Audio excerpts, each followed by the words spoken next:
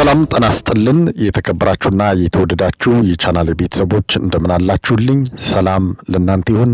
በያላችሁበት ሰላም ጤና ፍቅር እንድትሆኑ እመኝላችኋለሁ። እጅግ የተከበራችሁና የተወደዳችሁ የቻናሌ ተከታታዮች እነሆ በጣም በርካታ አስተያየቶቻችሁ እየደረሱኝ ነው። እጅግ አድርጌ ነው የማመሰግናችሁ። ቁም ነገር አዘል ነገሮችን እየሰራሁ እንደሆነ እንዲሰማኝ አድርጋችኋል። እውነታውን ከማጋለጥና እውነት የሆነውን ነገር በተጨባጭ ማስረጃና መረጃ ወደ እናንተ ከማቅረብ ወደ ኋላ አልልም። ጠላት ህዝብ፣ ጠላት ሃይማኖት የለም። ሁሉም በእግዚአብሔር አምሳል የተፈጠረ የእግዚአብሔር ልጅ ነው።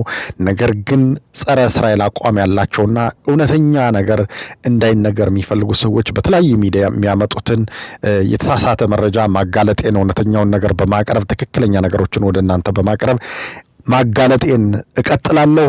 አይቆምም። ይሄ የመጣሁበት ነው። እኔ ዩቲዩብ ተሰናብቼ ምናምን እጄ ነበርና ነገር ግን በእስራኤል ላይ በእግዚአብሔር ህዝብ ላይ በእግዚአብሔር ቃል ላይ የሚደረግ መዋርት አልወድምና እሱ ነው መልሶ እንደገና ያመጣኝ። ስለዚህ ዛሬ በተለያዩ የመጽሐፍ ቅዱስ ጥቅሶችን ጠቅሼ ባለፈው ጊዜ አጫጭር መልእክቶችን ሰርቼ ነበር። አብዛኞቻችሁ በጣም ጥልቅና ዝርዝር አድርጌ እንዳቀርብላችሁ በጠየቃችሁት መሰረት ዛሬ ከባለፈው ትንሽ ሰፋ አድርጌ አቀርብላችኋለሁ።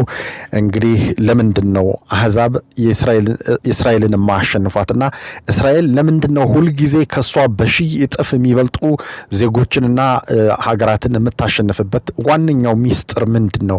መሳሪያዋ ነው ወይስ የእግዚአብሔር ቃል ስለሆነ ነው የሚለውን ወደ እናንተ ማድረሰው ይሄን ነው። ታዲያ ከናንተ ከመወዳችሁና ከማከብራችሁ ቤተሰቦች የምጠብቀው ምንድነው? ይሄን ቪዲዮ ለምትወዱት ሰው ላኩለት፣ ሸር አድርጉት። በተለያየ ይሄ ቪዲዮ መሰማት ያለበት ቦታ ላይ እንዲሰማ አድርጉ። በዋትስአፕ ግሩፕ ሸር እያደረጋችሁ ሌሎች እንዲሰሙት አድርጉ። ጠቃሚ ነገሮችን ስለያዘ እስከ ፕሮግራሜ መጨረሻ ድረስ የትም እንዳትሄዱ አብራችሁኝ እንድትቆይ ነው የምፈልገው። ቪዲዮን በደንብ አድርጋችሁ እንድታዳምጡና ተሳስቼ ከሆነም ይሄ ስህተት ነው ሚል ሐሳባችሁን እንድታጋሩኝ እፈልጋለሁ። እና እንግዲህ በቀጥታ ወደ ፕሮግራሜ ነው ማልፈው። ሰብስክራይብ ያላደረጋችሁ ሰዎች ሰብስክራይብ አድርጉ። የትኛውንም ሐሳብ አንፈራም።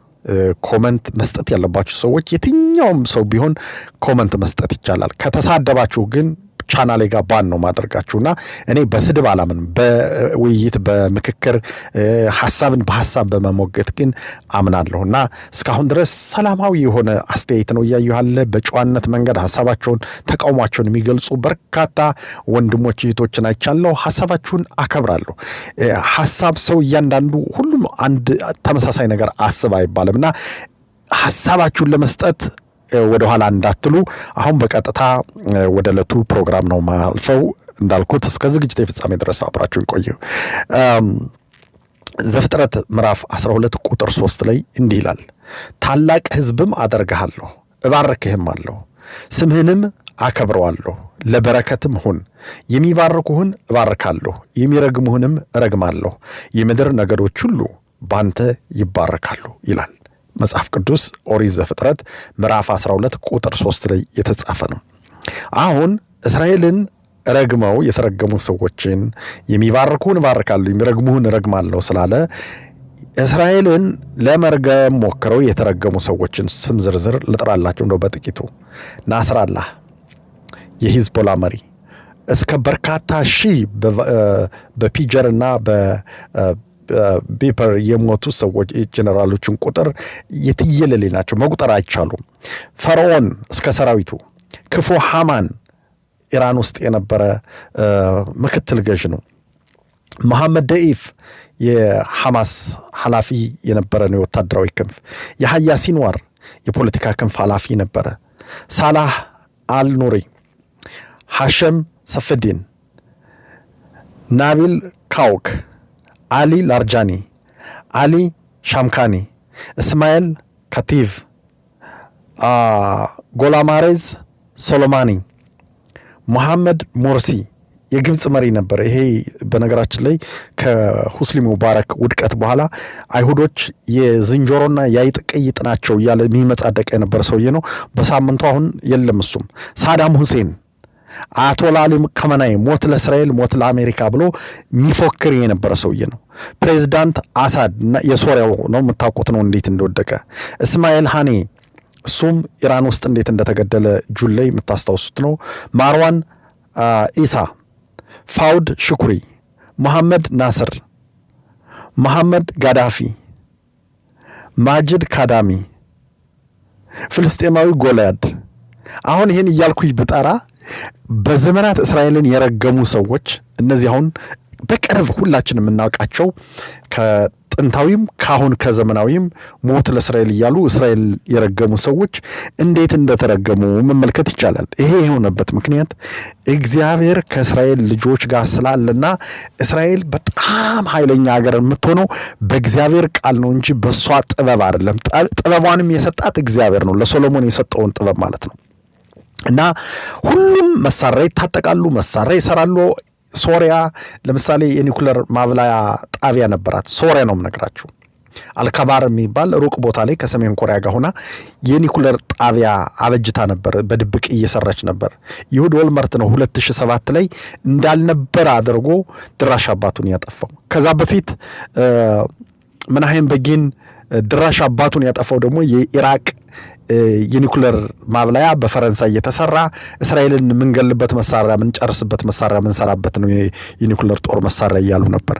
ኢራን ሞት ለእስራኤል 25 ዓመት ቀርቷታል እያለች የኢራን ያ ሁሉ በስንት ትሪሊየን የሚቆጠር ገንዘብ ወጥቶ የተሰራው መሳሪያ ሁሉ በእስራኤል ተተኮሰ። እስራኤል ግን አልተነካችም። እዚህ ጋር ትዝ የሚለኝ ምን መሰላችሁ? 3 በዱራ አውራጃ በኢራቅ አንድ ንጉስ ባለሳሳት ወርዱ 6 ቁመቱ 3 የሆነ ይመስለኛል፣ ረስቻለሁ። የሆነ መጽሐፍ ቅዱስ ላይ ያለ ታሪክ ነውና የሆነ በቃ ብዙ ነገር ሰርቶ ምናምን ይሄ በቃ ይሄ አምላክ ነው ኑ ስገዱ ሲባል 3 አይሁዳን ሚሳቅ ሚድራቅና አብድናጎ የሚባሉ አናንያ ዛሪያ ሚሳኤል ይባላሉ በሌላ አገላለጽ ኢትዮጵያ እንደሚገልጿቸው እሳት ውስጥ ጥለዋቸው ጣዖት ስላላመለኩ 3 ሆነው ተጥለው 4 ሆነው በእሳት መካከል ይጫወቱ እንደነበረ እንደዛ አይነት ታሪክ ነው። በእስራኤል ላይ የተደረገው ጥቃት፣ ጦርነቱ፣ ሟርቱ፣ ይሄ በዓለም ያለው ጫጫታው ምኑ ነገር ግን የእስራኤል አምላክ እግዚአብሔር እጆቹና አይኖቹ ከህዝቡና ከዛች ከቅድስቷ ምድር ላይ ስለሆነ በፍጹም እስራኤልን የሚተኛ እነሆ እስራኤልን የሚጠብቅ አይተኛም አንቀላፋም ተብሎ በመዝሙረ ዳዊት ላይ እንደተጻፈ እስራኤልን የሚጠብቅ እግዚአብሔር ሁልጊዜ እስራኤልን ባይጠብቃት ኖሮ ያቺ የበሬ ግንባር የማታክል አገር ይሄ ሁሉ ህዝብ ተነስቶባት እነ ሶሪያ፣ እነ ኢራቅ፣ እነ ሊባኖስ፣ እነ ዮርዳኖስ፣ እነ ሐማስ፣ እነ ሂዝቦላ፣ እነ አልጄሪያ፣ እነ ሱዳን፣ እነ ማንቴ ቅብጥርሴ ተነስተውባት ያቺን የምታክል ገና በነገራችን ላይ እስራኤልን ለማጥፋት የተወሰኑት እስራኤል ሜይ 14948 ዓመተ ምህረት ስትመሰረት ገና 20 ሰዓት እንኳን አልቆየችም። ሜይ 15 1948 ዓመተ ምህረት ጦርነት ከፈቱባት። ይሄንን በዘመናዊ ነገር እንወሰደው ከተባለ አንድ ህፃን ዛሬ ተወልዶ 9 ጎረቤቶቹ መጥተው ለ6 ቀን ተዋጉት ብላችሁ አስቡት።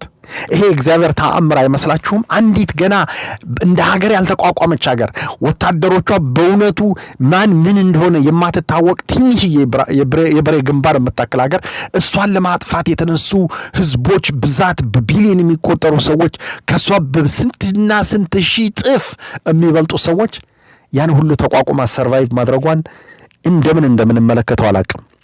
በሌላ በኩል ትንቢተ ኢሳይያስ ምዕራፍ 54 ቁጥር 15 ላይ እነሆ ይሰበሰባሉ፣ ነገር ግን ከኔ ዘንድ አይሆንም፣ ባንቺ ላይ የሚሰበሰቡ ሁሉ ካንቺ የተነሳ ይወድቃሉ ይላል። አሁን እነ ሶሪያን እዩ፣ እነ ግብፅን እዩ፣ እነ ኢራቅን እዩ፣ እነ ሳውዲን እዩ፣ የዮርዳኖስን እዩ፣ ሊባኖስን፣ ሶማሊያን፣ ሱዳንን፣ እነ ኩዌት፣ አልጄሪያ፣ እነ ሐማስ፣ እነ ሁቲ፣ እነ ሂዝቦላ፣ እነ ኢራን የት እንደደረሱ ተመልከቱ። ወድቀዋል፣ ከሷ የተነሳ ወድቀዋል። እዚሁ ምዕራፍ ላይ ኢሳይያስ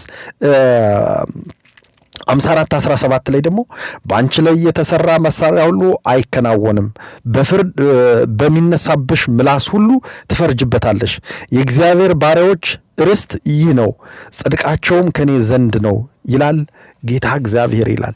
አሁን ይሄ ሞት ለእስራኤል ሲሉ የነበሩ ሁሉ ሞት እና አቶላ በተገኙበት በሙሉ ሞት ለእስራኤል ማለት ለነሱ እንደ ብሔራዊ መፎከራቸው ነው። ልክ እንደ ፉከራ ላይ ካለ አይደል የሆነ ሰው እንደ ብሔራዊ መዝሙራቸው ሞት ለእስራኤል እያሉ ለእስራኤል ነበር ሞትን የሚመኙ። ግን አሁን የታሉ? የሉ። ሞት ያሉ የተመኙላት ሀገር ሞት አምጥታባቸዋለች። ግን እሱ አይደለችም፣ እግዚአብሔር ነው ይሄን ሁሉ የሚሰራው። የሶሪያ የኬሚካል ጦር መሳሪያ፣ የሂዝቦላ 55,000 ሮኬት፣ የሐማስ የትየለሌ ካሳምና ግራድ ሮኬት፣ የግብፅ ግዙፍ አየር ኃይል ጁን 15 1967 የግብፅ ታንክ ሱዝ ካናል ላይ የነበረው ያ ሁሉ መሳሪያ፣ የሶሪያ አየር ኃይል፣ የሶሪያ ታንክ ያልተሰበሰበ የመሳሪያ ኃይል አልነበረም። ነገር ግን ወገኖች በእስራኤል ላይ የሚሰራ መሳሪያ ሁሉ አይሳካለትም። ምክንያቱም በትንቢተ ኢሳይያስ ምዕራፍ 54 ቁጥር 17 ላይ ባንች ላይ የሚሰራ መሳሪያ ሁሉ አይሳካለትም ተብሎ ተረግሟል፣ ተወግዟል። እና በእስራኤል ላይ የፈለገ ነገር ልታደርግ ትችላለህ። ከፈጠራት ከእግዚአብሔር ውጭ እስራኤልን ንክች የሚያደርጋት ነገር የለም። በአሜሪካ ኃይል አይደለም፣ በናታንያሁ ኃይል አይደለም፣ በእግዚአብሔር ኃይል ነው ሀገር የምትጠበቀው። ነገር ግን መዝሙረ ዳዊት ላይ ደግሞ ምዕራፍ 2 ቁጥር 1 ላይ አሕዛብ ለምን ያጉረመርማሉ ይላል። የተባበሩት መንግስታት ድርጅት አሁን ወደ 100 ምናምን ሬዞሉሽን አለው እስራኤልን በተመለከተ። የተመድ እኮ ነው። ኢራን፣ ሂዝቦላ፣ ፓኪስታን፣ አውሮፓ፣ አፍሪካ፣ አልጄሪያ፣ ሶማሊያ ታዋቂ ግለሰቦች ምናምን በእስራኤል ላይ ያጉረመርማሉ። ነገር ግን እግዚአብሔር ይስቅባቸዋል ነው የሚልና በእስራኤል በቅድስቷ ከተማ በዛች የእስራኤል አምላክ በሚጠብቃት ሀገር ላይ በኢየሩሳሌም ላይ በመሪዎቿ ላይ በሕዝቧ ላይ በአገሪቱ ላይ በተቋሟ ላይ በማናቸውም ነገር በእስራኤል ላይ የሚመጣ ማጉረምረም አይሳካለትም። እግዚአብሔር ይሳለቅባቸዋል፣ ያያቸዋልና የማይሳካላቸው ይሄ ነው። ዘኍልቍ ምዕራፍ 22 ቁጥር 6 ላይ ባላቅና በላም ታሪኩን የምታውቀው ከሆነ ሂድና አርገምልኝ እስራኤልን ብሎት የእግዚአብሔር መልአክ ማለት ነው። የእግዚአብሔር መልአክ ለአህያዋ ተገልጦ በሰይፍ አይቻልም፣ መርገም አይቻልም እኮ ነው። በቃ የእስራኤልን ለመርገም ስትሄድ የሚከላከልልህ ማን ነው? እግዚአብሔር። የእግዚአብሔር መልአክ ነው። የእግዚአብሔር መልአክ አልፎ ይጠብቅሃል። የእግዚአብሔር መልአክ እስራኤልን እንዳትረግም ይከለክልሃል ማለት ነው። ስለዚህ በእስራኤል ላይ የሚመጣ እርግማን በሙሉ አይሳካም፣ አይሰራም። በቃ ማንም ሟርት ቢያወራ ምንም ቢል በፍጹም የለም። ዘዳግም 16:12 ላይ መና የመገበው ህዝብ ነው። ይሄ ህዝብ መና ከሰማይ አውርዶ በሰማይ በእግዚአብሔር የተዘጋጀ መና የመገበው ህዝብ ነው። 40 ዓመት ሙሉ ማለት ነው መና የመገበው ነው። ዘጸአት 13 ቀን በደመና አምድ ማታ የእሳት አምድ ሆኖ 40 ዓመት ሙሉ በምድረ በዳ ላይ ሲያልፍ የእሳት አምድ አድርጎ በመልአክ የጠበቀው ህዝብ ነው። ይህን ህዝብ ማሸነፍ አይቻልም ወገን፣ ይህን ህዝብ ማሸነፍ አይቻልም። እና አሁን በዘመኑ የምንመለከታቸው ሰዎች ስማቸውን ቢንያም፣ ሮቤል፣ ኢሳይያስ፣ ኤርሚያስ፣ አሮን፣ ዳንኤል፣ ዮናስ ምናምን የሚሉ ወይ ደግሞ ስሌማን፣ ዳውድ፣ ኢብራሂም ምናምን የሚሉ ሰዎች እስራኤልን ሲረግሙ ትሰማላችሁ። እስራኤልን የረገመ በሙሉ የተረገመ ነው የሚሆነው። ዘሩ የተባረከ አይሆንም። እግዚአብሔር ህዝቡን የሚረግምበትን አይወድም። አንድ አባት ልጁን ስትረግምበት ቢያገኝህ ሜቢ ሊያኮርፍህ ይችላል። በእግዚአብሔር ዘንድ ግን ቅጣት አለው። ስለዚህ እስራኤልን የሚረግሙ በሙሉ የተረገሙ ናቸው። እስራኤልን የረገሙ ዜጎች በጠቅላላ የተረገሙ ነው የሚሆኑት። ስለዚህ እኔ እውነታውን የምነግር በእስራኤል ላይ ሟርት የሚያወራ ፓስተር ቸሬ አይነት የሟርት መንፈስ ያለበት ሰው ማለት ነው። ይሄ በእስራኤል ላይ ሟርት የሚያመጣ ዩቲዩበር በአጠቃላይ የረገመ እስራኤልን የረገመ በሙሉ የተረገመ ነው የሚሆነው። ይህ ጊዜ ሁኔታ ነው ጎበዝ። አህያዋ እንኳን ማለት ነው እንዴት እንደሆነች ቅድም ነግራቸዋለሁ። በዘኍልቍ ምዕራፍ 22 ላይ ቁጥር 6 ላይ ተመልከት። የእግዚአብሔርን ሕዝብ መርገም አይቻልም። እስራኤልን ማሸነፍ አይቻልም። እስራኤልን ማጥፋት መደምሰስ አይቻልም። ናዚ ጀምሮ ነበር። እነ ሂትለር የሉም ዛሬ። ትላልቅ የነበሩ አገሮች የአይሁድን ቤተ መቅደስ ያፈረሱቱ የደመሰሱቱ የሉም እኮ ዛሬ። እነ ሮም ጠፍተዋል እኮ የሉም። ያነ ክብራቸው የለም፣ ክብራቸው ተወስዶባቸዋል። እነ ግሪክ ትላልቅ የነበሩ አገሮች እነ ግብፅ እነዚህ ኢራቅ የሉም እኮ። የታሉ? አሉ እንዴ ዛሬ? ክብራቸው እኮ ለአሜሪካ የተሰጠበት ምክንያት አሜሪካ እግዚአብሔር ይባርካት የጀመረ መቼ ነው? እስራኤልን እውቅና ከሰጠች በኋላ ነው። አሜሪካ እስራኤልን መርገም የጀመረች ጊዜ አሜሪካ ራሷ ትረገማለች። እግዚአብሔር በረከቱን አምጥቶ አትረፍርፎ ለዚህ ሕዝብ ኃይሉን፣ እውቀቱን፣ ጥበቡን፣ መሳሪያውን የሰጠው ለምንድን ነው? እስራኤልን ስለደገፉ ነው። እስኪ አንድ ቀን እስራኤልን ይቃወሙና ከዛ በሚቀጥለው ምን እንደሚፈጠር ታያላችሁ። አሜሪካ ነው የምነግራችሁ፣ ሱፐር ፓወር የሆነችው የዓለማችን ሀያል የሆነችው። እስራኤልን የባረከ ይባረካል፣ እስራኤልን የረገመ የተረገመ ነው የሚሆነው። እስራኤልን ለመርገም የወጡትን በሙሉ ነግሬያቸዋለሁ። የሉም፣ በቃ እንረግማለን እናጠፋለን እያሉ እየጠፉ ናቸው። የእግዚአብሔር ክብር የሚገለጥበት ሀገር፣ የተቀደሰችው ተራራ ኢየሩሳሌም፣ ጽዮን፣ መልካሟን ምድር እስራኤልን ታላቁን ርስት አድርጎ ለእስራኤል ልጆች የሰጣትን ሀገር አጠፋለሁ፣ ደመስሳለሁ፣ ጨርሳለሁ፣ ገላለሁ ምናምን የለም፣ አይሆንም። ሂትለር 6 ሚሊዮን አይሁዶችን ምጭጭ አድርጌ ዓለምን አጠፋለሁ ብሎ ነበረ። ከዛ በኋላ የተሸኘው። ለማንኛውም በሌላ ፕሮግራም መልሳለሁ።